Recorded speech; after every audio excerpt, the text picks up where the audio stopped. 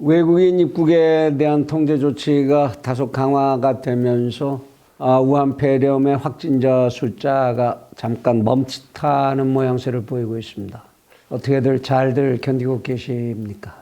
채널 24K 하석영의 단도직입을 시작을 합니다. 이제 선거기일이 10일도 채 남질 않았습니다. 투표의 전제 조건은 언제나 공약, 정책, 그리고 인물 이건데요.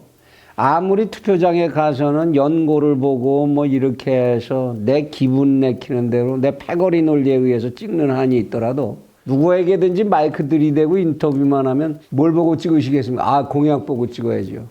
인물 봐야죠. 정책이 중요한 거 아닙니까? 다 이렇게 얘기들은 하게 마련입니다. 그런데 실제로 투표장에서 나타나는 투표 결과를 보면 전혀 그렇지 않죠. 공약 뭔지도 사실 모르고 누가 어떤 정책을 따르고 있는지 내놨는지 사실상 잘 알지도 못하고 그 인물에 대해서도 뭐 안다고 그래봐야 얼마나 알 수 있는 무슨 근거가 있겠습니까? 쉽지 않은 일이죠. 그래서 이제 유권자들이 늘 방황을 하게 마련입니다만은 그런 면에서 본다면 이번 선거는 오히려 더 간편하게 누굴 찍을지 간편하게 정리가 됐다 이런 생각이 들기도 합니다. 여당 쪽에서 집권 여당 쪽에서 내놓은 인물들이 모조리 친문재인, 친조국 그 일색으로 갔으니까 당연히 거기 대응하는 쪽은 반문재인, 반조국 이걸로 가게 될 것 당연한 일인데요.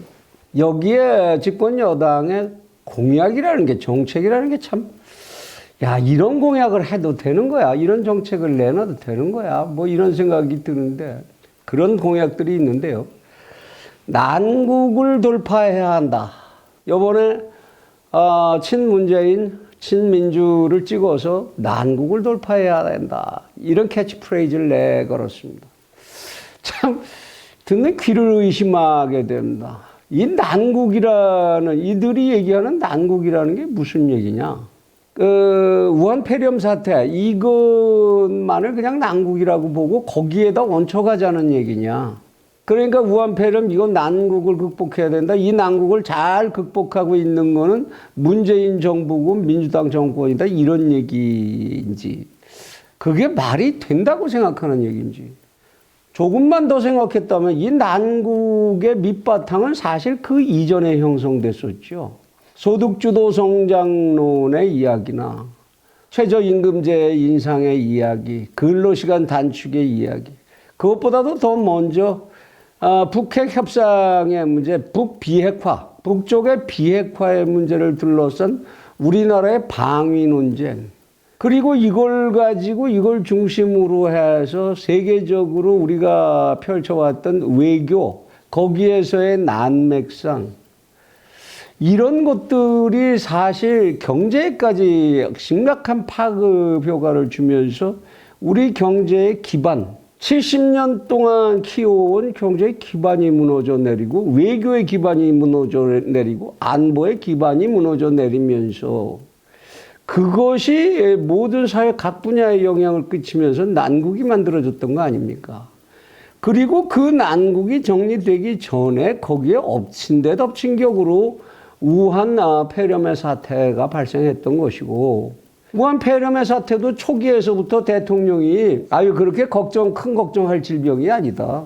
곧 사라질 거다. 뭐 이렇게 얘기하면서 엉뚱한 방향으로 끌고 가서 초기 대응에 실패했다. 중국에서 입국하는 사람들을 통제만 했으면 요즘에 보여지는 현상만 봐도 들어오는 것만 잡았으면은 이렇게까지 이럴 일이 없었다. 이거 명백해진 거 아닙니까? 그렇게 해서 만들어진 우한 폐렴도 그래서 만들어진 난국 아닙니까? 그동안에 그래서 지금 외국 정상들이 뭐 대통령한테 전화하니까 우리 대통령님이 지금 신의 외교를 하고 계시다.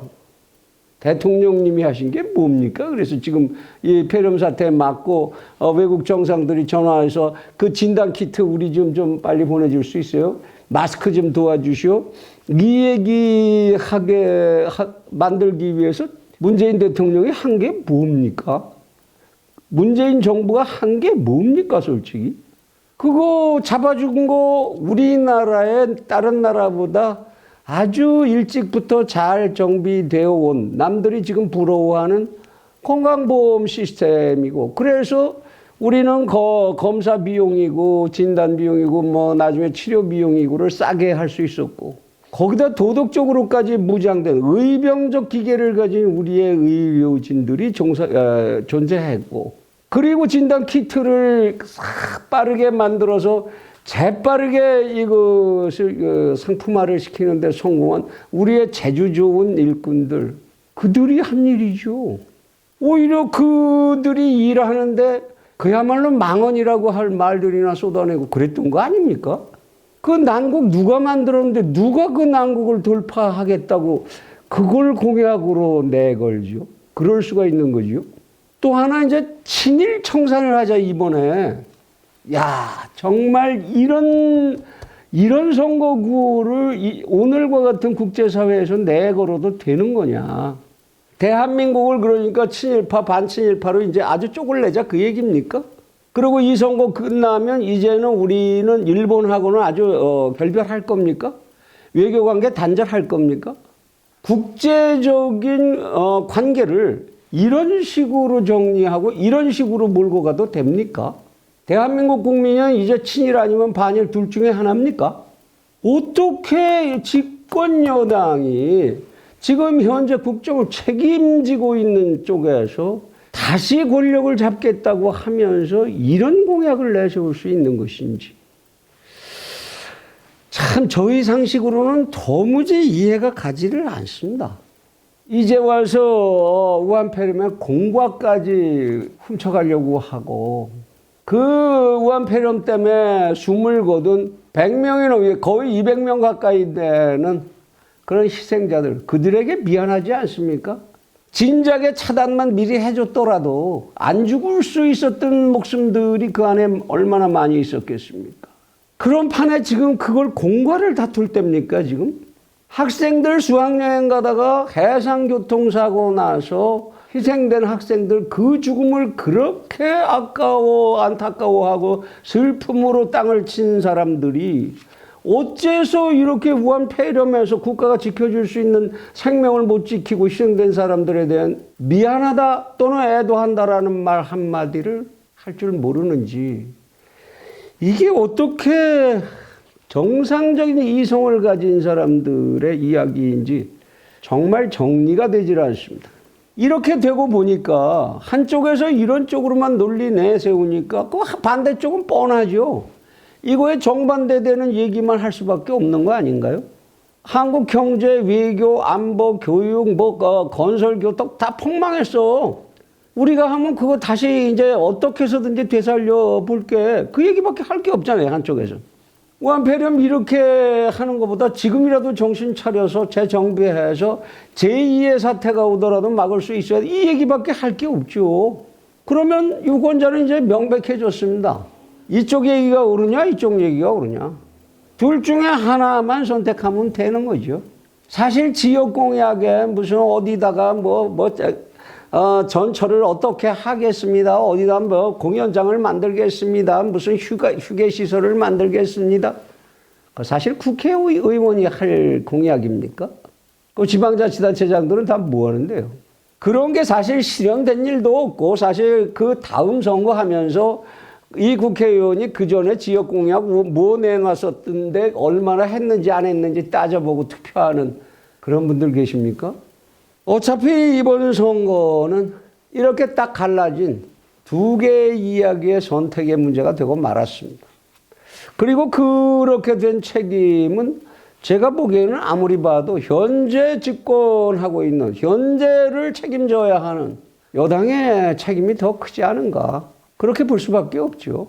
그래서 이렇게 이제 투표하는 게 명백해졌는데, 이럴 때 여러분들을 유혹하는 아주 못된 그러한 이제 이야기들이 가운데 끼어들게 됩니다. 뭐죠? 양비론이라는 겁니다. 야, 정치하는 놈들 다 그놈이야. 아유, 그까짓 것들 골라 찍어주면 뭐해, 또 가면 다 똑같은 놈들 될 텐데. 그렇죠? 사실이 그럴 수도 있습니다.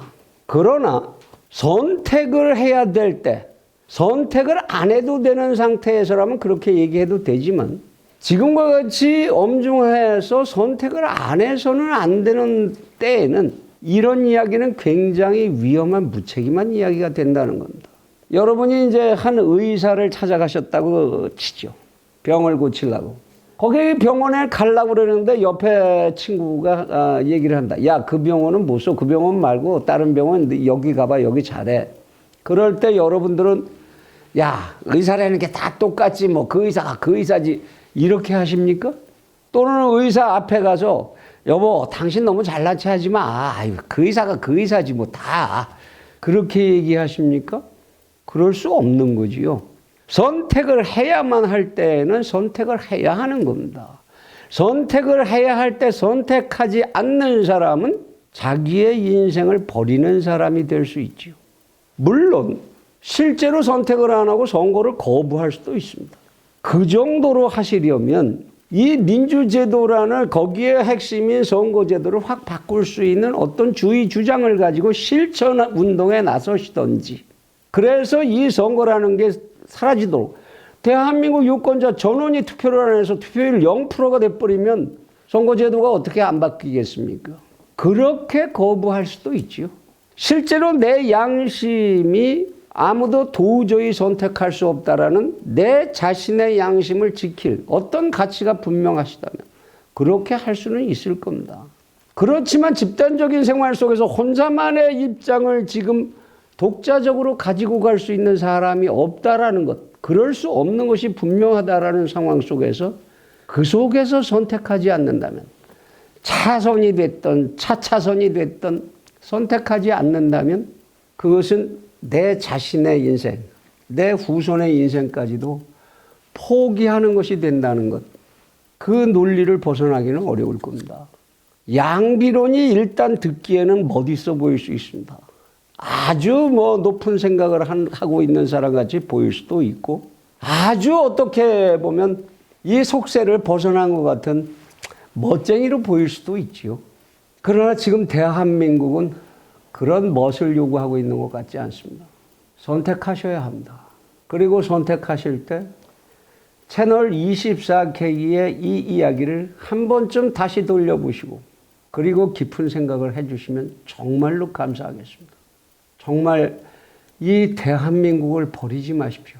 이 대한민국을 버리면 선생님이 서 있으실 수 있는 땅은 지구상에 없습니다. 감사합니다.